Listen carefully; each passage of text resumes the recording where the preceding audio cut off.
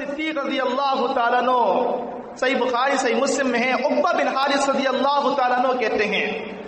عصر کی نماز پڑھ کے ابو بکر صدیق رضی اللہ تعالیٰ عنہ خلیفۃ المسلمین واپس جا رہے ہیں، راستے میں حسن رضی اللہ تعالیٰ عنہ بچوں میں کھیل رہے ہیں، ابو بکر صدیق رضی اللہ تعالیٰ عنہ حسن بن علی رضی اللہ تعالیٰ عنہ کے پاس جاتے ہیں، ان کو اپنی گود پر اٹھاتے ہیں اور ان کو اپنی پیٹھ پر سوار کر لیتے ہیں اور ان کو لے کر چکر لگانے لگتے ہیں۔ کون؟ خلیفۃ المسلمین ابو بکر صدیق رضی اللہ تعالیٰ۔ کس کے صاحبزادے ہیں؟ علی بن ابی طالب رضی اللہ تعالیٰ عنہ کے، نواسے رسول کو اپنی پیٹھ پر سوار کر رہے ہیں اور چکر لگا رہے ہیں اور ساتھ بھی الفاظ کہہ رہے ہیں بی ابی شبیہ بن نبی صلی اللہ علیہ وسلم،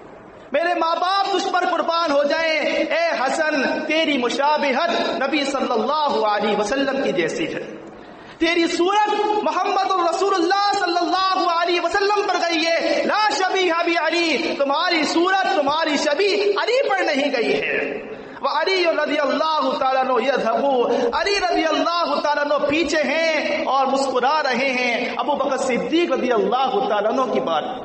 کون کہتا ہے کہ اختلاف تھا ان میں؟ یہ کون سی لڑائیاں ہیں کہ جس میں بچوں کو گودوں میں اٹھا کے پھرا جا رہا ہے،